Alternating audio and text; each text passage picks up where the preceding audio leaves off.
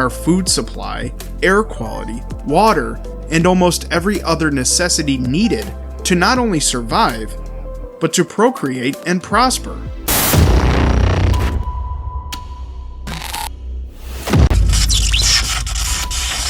Enjoying these videos? Don't forget to show your support. Hit the like button and share to spread the word. If you haven't already, be sure to subscribe to our channel for the latest content. Leave a comment below and let us know what you think. We're always open to suggestions. Also, visit the website at jamesanthonyreport.com to support our Patriot-approved sponsors. Your purchase keeps us on the air and ensures we continue providing you with info on the topics you like most. Now back to the report. Come on, man! We love our country. We love our country, don't we? It's amazing. And it's a great country, but we have to take it back because our country's not feeling so well nowadays, and we're going to bring it back, and we're going to make it healthy and beautiful and better than ever. The additions of Tulsi Gabbard, Robert F. Kennedy Jr., and Elon Musk to assist in the effort to make America great again have created a coalition of Silicon Valley tech workers, disenfranchised African American voters, steadfast Republicans of all walks, and environmentalists. You know, I got into the environment because I wanted, you know, this connection to the fishes and the birds and the wildlife and the whales and the Purple Mountain's majesty, and that, you know, I understood that the way, you know, God talks to human beings through many vectors, through each other, through organized religion, through the great prophets, through the wise people, the great books of those religions, but nowhere with the kind of detail and texture and grace and joy as through creation. Under the leadership of President Trump, a proposal has been put forth to solve the declining birth rate in the United States. I know some of your opponents, your political opponents, are saying that you want to ban IVF. While it didn't work for us, it's worked for a lot of families. And I just know that there are women and couples in this crowd, or those who are watching here tonight, who may be going through this same struggle and are concerned about being able to have this option, either because they might not be able to afford it, or they're concerned that it just may not be available. And I'd love for you to talk to them. We're looking at it, and what we're going to do is, for people that are using IVF, which is fertilization, the government is going to pay for it, or we're going to get or mandate your insurance company to pay for it, which is going to be great. We're going to do that. I can't tell you how life-changing that would be for so many families. In a more conservative time in this country, the response would have been one of pointing out the correct role of the federal government, and that the government has no place in offering, quote, free healthcare to anyone.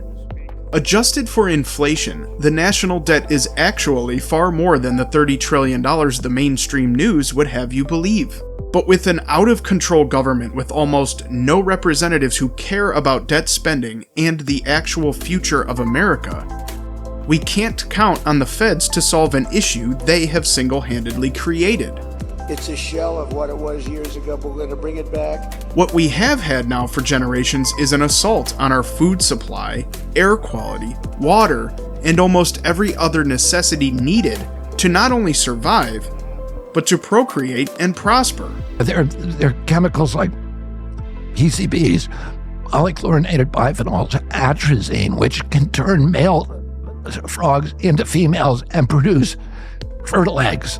That's how potent they are as an endocrine disruptor, and it's in 63% of our water supply.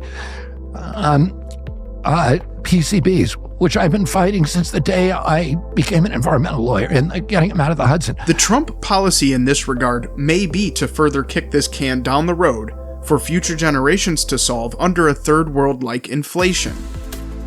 But that certainly isn't the goal of the globalist opposition to another Trump presidency. In fact, once the system we currently have has been bled dry, we will be forced to accept a digital one, as we're already being told. Those who do not adapt to this fourth industrial revolution will find themselves ousted and will lose.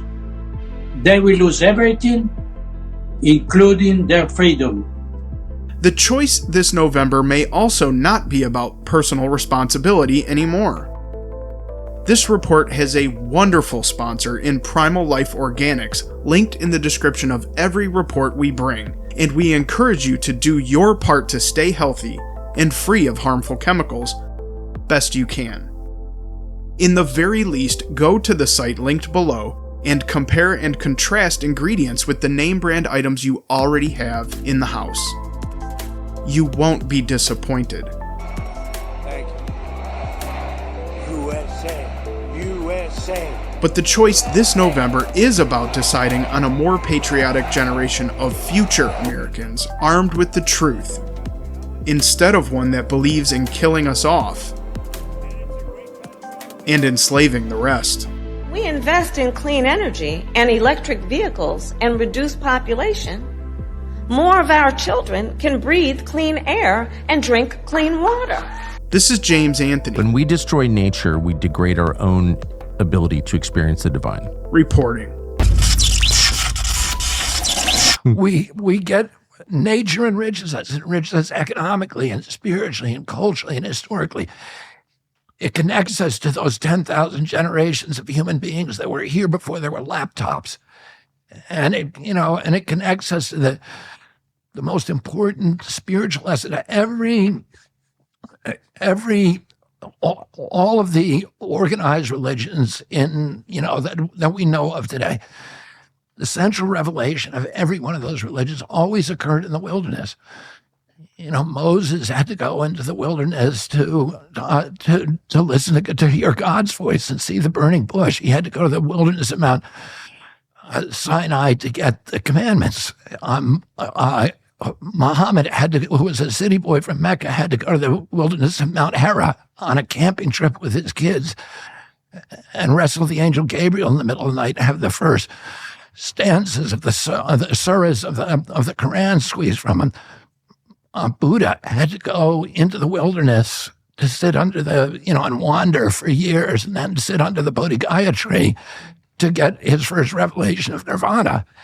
And Christ had to spend 40 days in the wilderness